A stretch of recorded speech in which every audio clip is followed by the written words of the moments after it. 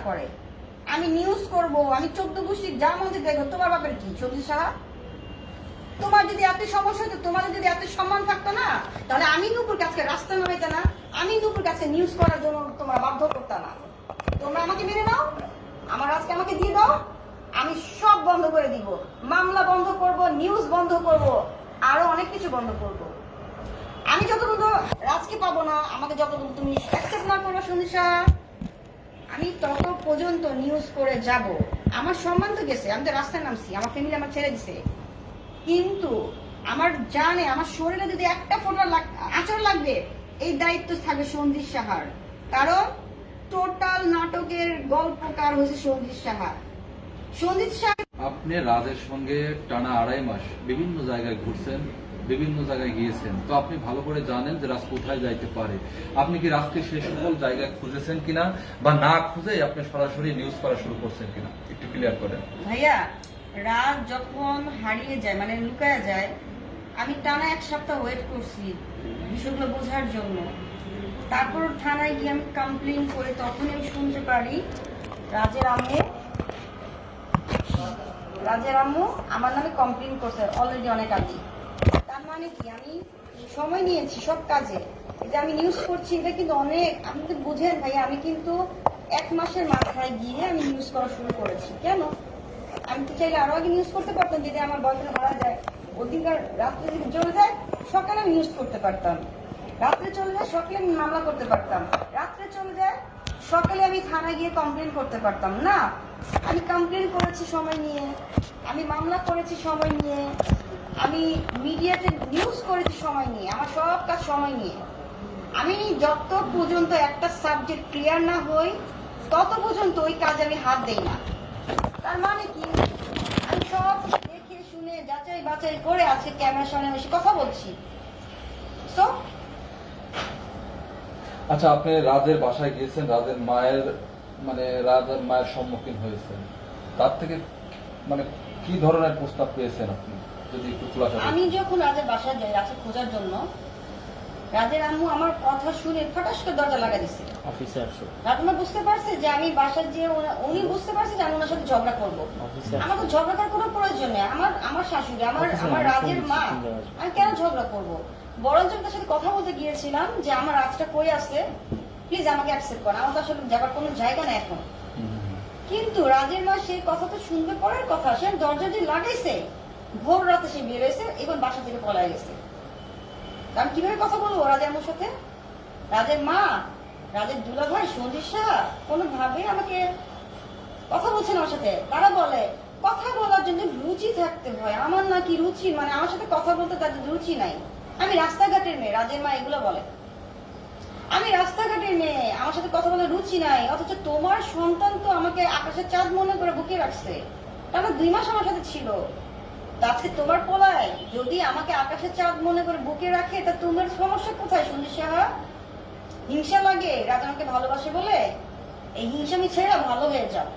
আমি যে তোমাদের পেছন ছাড়বো না, এটা কি বুঝো না এখনো? আমি তো তোমাদের পেছন ছাড়ছি না। আমার রাজকে যত পর্যন্ত তুমি আমাকে না দিবা, তত পর্যন্ত সঞ্জিত সাহা রাজের মাকে বলছি, আমি কিন্তু এই পেছন ছাড়বো না। আমার বাসায় তোমরা 100 লোকজন পাঠাও, কোনো লাভ হবে না। আমার বাসায় 100 বার লোকজন পাঠাবে, কোনো লাভ হবে না।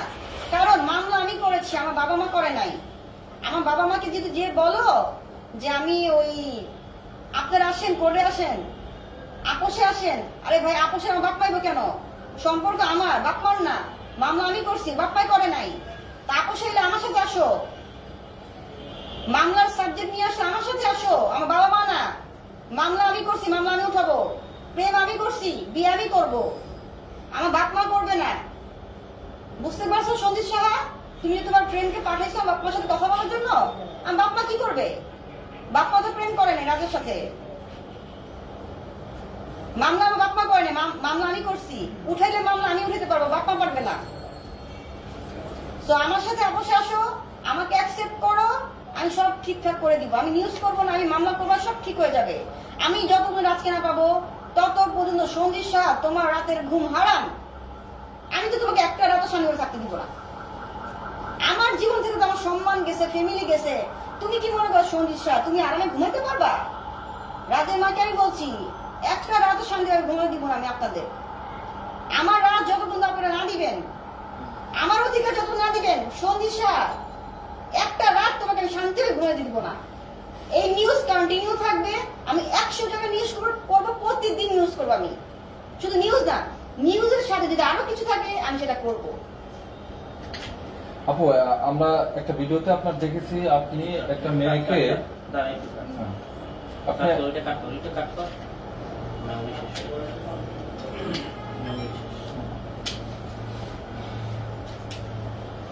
এবার আমি আরেকটা বলতে চাই ভাইয়া, জি কন্টিনিউ। সেটা হচ্ছে যে আমার হেয়ার নিয়ে অনেক পাবলিক আমার হেয়ার নিয়ে অনেক কথা বলে যে আমি নাকি এক এক সময় এক একটা হেয়ার করি, এটা নাকি ফলস হেয়ার। হ্যাঁ, এটা ফলস হেয়ার। আমি যে চুলগুলো করি প্রত্যেকটা চুল কত দাম আপনারা জানেন?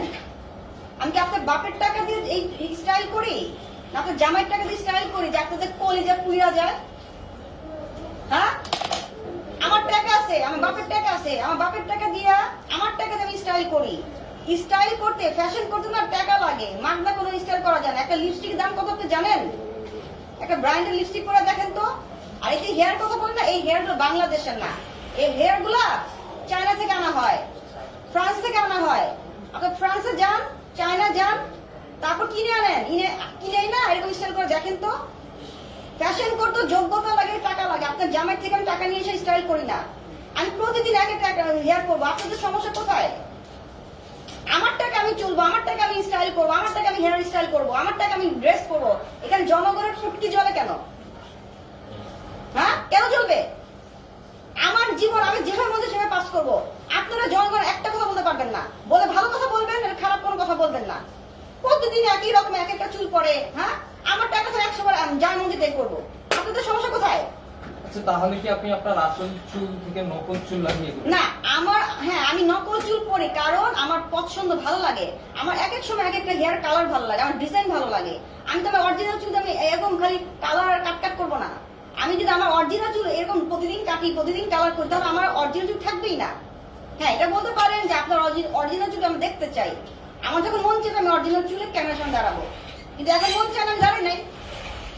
এইসব কথা বলবেন না যে এক এক সময় এক একটা চুল পরে। আমার ভালো লাগে করি, আমার টাকা আছে আমি করি, আপনার বাপের টাকাতে করি না।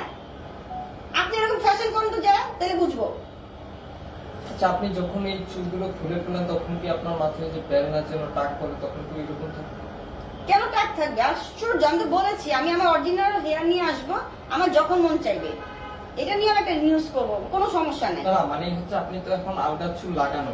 হ্যাঁ। এটা নিচে কি আপনার আসল চুলটা কি বড় নাকি ছোট? আমার আসল চুল হচ্ছে আপনার এতটুকু এবং সেটা কার্লি। এবং আমি আমার আসল চুল নিয়ে অবশ্যই লাইভ করব, নিউজ করব, সেটা একটা সময় গিয়ে।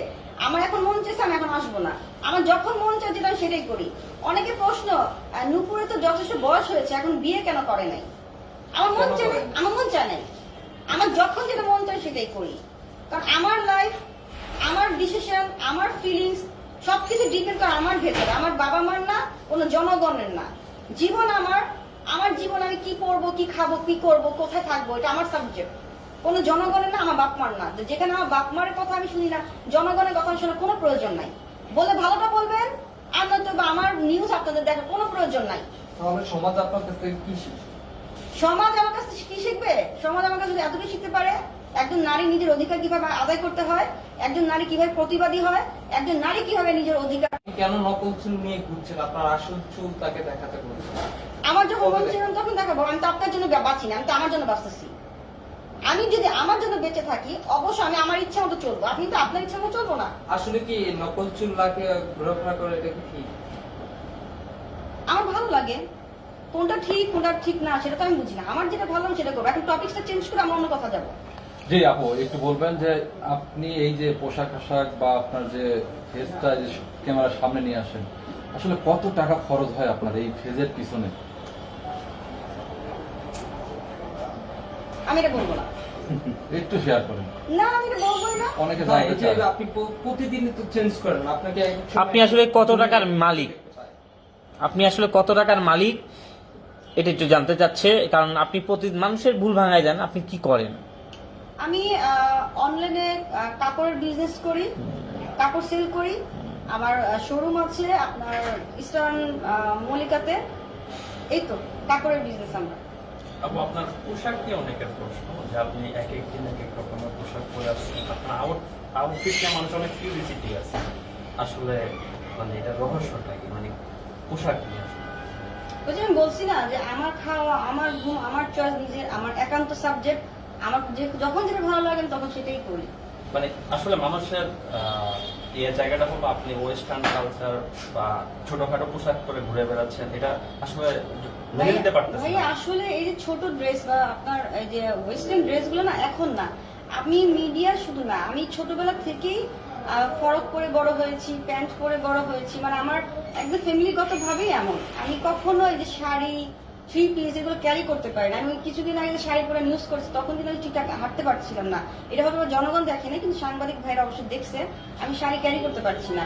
তারপর আমি থ্রি পিস পরে আমি অন্য ক্যারি করতে পারি না, কারণ হচ্ছে আমি যেটা ইউজ টু সবসময় আমি যেটা পরে আরাম পাই আমি ওগুলি পরি। এখন এটা হয়তো অনেকের কাছে পছন্দ না, কারণ বাংলাদেশে অনেকেই বলে এটা বাংলাদেশের কান্ট্রিতে এরকম ওয়েস্টার্ন কাপড়টা ঠিক না। কিন্তু এখন আমি কি করবো, আমার যেটা পরে আরাম লাগে, আমি যেটা পরে মানে শান্তি পাই, আমি তো ওইটাই করবো। আমি তো কখনো কারো কথা শুনে নিজেকে রাখতে চাই না, আমি তো আমার মতো রাখতে চাই। আমি সবসময় আমার মন কি চাই আমি সেটাকে ফিল করি, আমি কখনো কারোর কথা শুনি না। তো আমার যেটা ভালো লাগছে, আমাকে দেখতে যেটা ভালো লাগে, আমাকে যেটা পরে আমি আরাম পাই, আমি সেভাবেই থাকবো, সেভাবে চলবো। নারীর সৌন্দর্য আসলে কোথায়? পোশাকে? একটা নারীর সৌন্দর্য হচ্ছে তার বিহেভিয়ার, তার ব্যবহারটা কেমন। আমরা যখন একটা নারীকে দেখি, দেখবেন অনেক পুতুলের মতো অনেক সুন্দর, কিন্তু ওই নারী না ঠিকঠাক কথা বলতে পারছে না বা কাউকে সম্মান দিতে পারছে না, তখন কিন্তু তাকে কেউ ভালোবাসবে না। আবার দেখবেন অনেক নারী রাস্তায় ফকির, ভিখারি মহিলা, এত নোংরা শরীর, দেখতে অতটা সুন্দর না, কিন্তু তার বিহেভ এত সুন্দর, তার মুখে এত সুন্দর একটা স্মাইল, এত সুন্দর হাসতে জানে, তার হাসি দেখে, তার কথা শুনে মানুষ তার বন্ধু হয়ে যায়। তো একটা নারীর সৌন্দর্য তার ব্যবহারে, তার মেকআপ, তার কস্টিউমে না। ছোট পোশাক কি শুধু পুরুষদেরকে আকৃষ্ট করার জন্য? আপনার কি মনে হয়? একটা পুরুষ কখনোই ওই নারীদের পোশাক দেখে তাকে পছন্দ করে না, আমার কাছে মনে হয়। পুরুষ মানুষ মেয়েদের তার যোগ্যতা দেখে, সে মেয়েটা কেমন, কথাবার্তা দেখতে কেমন, তার কর্ম কেমন, তার চরিত্র কেমন, তখনই একটা ছেলে একটা মেয়েকে পছন্দ করে, আমার কাছে মনে হয়। ড্রেস কোনো সাবজেক্ট না। আচ্ছা, আমার একটা প্রশ্ন, সেটা হচ্ছে গিয়া আপনি এই যে আমরা দেখলাম যে সোশ্যাল মিডিয়াতে যে রেডি হ্যাঁ, লাগানো যাচ্ছে না, জামাটা খুলে যাচ্ছে। আচ্ছা আচ্ছা, আপনি একটু নুপুর, আপনি একটু বলবেন, আপনি সোশ্যাল মিডিয়াতে আমরা যতটুকু দেখেছি যে আপনি রাজের বাসায় গিয়েছিলেন এবং এক লোক একটা গেঞ্জি পরে, আমরা আসলে চিনতে পারিনি, সে আপনাকে বারবার বলতেছিল যে আপনি মুসলমান হয়ে একটা হিন্দু ছেলেকে ভালোবেসে এত কিছু করতেছেন, আপনি কি আসলেই কি মুসলমান দেশে, জাতির দেশে কলঙ্ক? এই জিনিসটা আপনি আসলে কি বলবেন? আচ্ছা, যে লোকটা বলেছে ও কিন্তু দারোয়ান, মানে রাজের বাসা আগে যে দারোয়ান ছিল ওই দারোয়ানের সিনিয়র দারোয়ান, মানে উনি হচ্ছে প্রধান। আর আগে দারোয়ান কিন্তু এখন নাই, চাকরি শেষ। তো যিনি সিনিয়র আছে ওনাকে রাখা হয়েছে, এবং সে আগে আমাকে বুঝতে চেয়েছে, তারপর গিয়ে সে আমাকে এই কথাগুলো বলেছে যে আপনি কি মুসলিম কান্ট্রিতে থেকে আপনি যে ঘটনাগুলো ঘটিয়েছেন, আসলে আপনি হিন্দু না মুসলমান? তো এখন আমার কথা ভাই, আমি তো হিন্দু মুসলমান বুঝি না, আমি শুধু বুঝি আমার রাজকে, আমার সম্মানকে। আমার রাজ যেখানে নাই সেখানে আমি কিভাবে থাকবো, আর সেখানে ধর্ম কোথায়? আমি আমার রাজকে ছাড়া কিছু বুঝি না, আমার রাজই চাই। সো রাজের জন্য আমি আমার ফ্যামিলি ছেড়ে দিছি। সো আর কি ছাড়তে হবে, দেখবো আরো কিছু যদি লাগে আমি করবো। তার মানে আপনি কি ধর্ম ছেড়ে দিতে চাচ্ছেন? প্লিজ, আমি এইটা নিয়ে আর কথা বলবো না, কারণ অনেকবার বলেছি এই কথাগুলো, অন্য কথা যেতে হবে। তখন তো আপনি চুপ করেছিলেন, মানে আমরা ভিডিওতে যেটা দেখতে আসলে পেয়েছি। বিষয়টা কি, আমি ফার্স্ট টাইমে রাজের বাসায় যখন যাই, আমি চাইনি দারোয়ানের সাথে, রাজের মার সাথে আমার কোনোভাবে ঝগড়া হোক, কারণ আমি আমার ধৈর্য, মানে আমার ধৈর্য কিন্তু নাই, আমি নিজেকে কন্ট্রোল করতে পারি না। মানে আমার মাথা গরম একটুতে হয়ে যায়, আর মাথা গরম হয়ে গেলে আমি যে কি বলি আর কি করি আমার মাথা হুঁশ থাকে না। এই জন্য আমি চিন্তা করছি যে আমি একটু চুপ থাকি, কিন্তু আমি চুপ থাকতে পারি নাই। দারোয়ান আমাকে চুপ থাকতে দেয়নি, রাজের মা আমাকে চুপ থাকতে দিল না। তারা চাইছে আমি চিৎকার করি, তারা চাইছে আমি ক্যামেরার সামনে এসে চিৎকার করি, তারা চাইছে তাদের ছবি দিয়ে আমি নিউজ করি। আজকে আমি যা যা করতেছি সঞ্জিত সাহার জন্য, আমি যা যা বলতেছি রাজের মার জন্য, তো আমাকে কেউ সুস্থ থাকতে দেয়নি। রাজের মা দিল না রাজের দুলাভাই দিল? আমি তো এই বারবার করবোই, আমি তো 100 বার বলবো সন্দীপ সাহাকে, সন্দীপ সাহা তুমি যেহেতু তোমার ফ্যামিলির দায়িত্ব নিয়েছো, তেমন করে তোমার ফ্যামিলি যেরকম আমার সাথে 2 মাস সময় কাটাইছে, সেই সময়ের জন্য তোমাকে একটা সমাধানে আসতে হবে। সমাধানটা হচ্ছে আমাকে বিয়ে দিতে হবে, কারণ তোমার শালাক তো আমি ছাড়বো না, তোমাকেও ছাড়বো না, তোমার মা আর শাশুড়িকেও ছাড়বো না। আচ্ছা, আপনি আপনি আপনি বলেছেন যে আসলে ওই বাসার নিচে দারোয়ান ছিল, আমরা দেখলাম অললেস নিয়েছিল, আসলে একজন দারোয়ানের কাছে অললেস থাকে, আমরা তো জানি যতটুকু পুলিশ ছিল। আরে না, কিসের পুলিশ ছিল? পুলিশের পোশাক পরা ছিল, ও কিন্তু পুলিশের পোশাক পরা ছিল না। জুতিগুলি সিভিলে ছিল? না না না, কোনো পুলিশ না। কিসের পুলিশ? সে বলছে সে দারোয়ান। আর দারোয়ান যদি বলে যে আমি দারোয়ান, যদি পুলিশও যদি বলে যে আমি দারোয়ান, আমার কাছে মনে হয় না তার কথা, তার বিহেভ, তার যে মানে যতটুকু দেখছি আমার কোনো পুলিশ মনে হয় না, কারণ একটা পুলিশ কখনো এরকম ভাবে কথা বলে না। আমার কাছে তো আপনার, আমি যেহেতু রাতের বাসায় 2 দিন ছিলাম, পুলিশ আসছে কিন্তু আমার সাথে কথা বলেছে। পুলিশের কথা, পুলিশের ব্যবহার দেখলে বোঝা যায় যে কোনটা পুলিশ কোনটা দারোয়ান।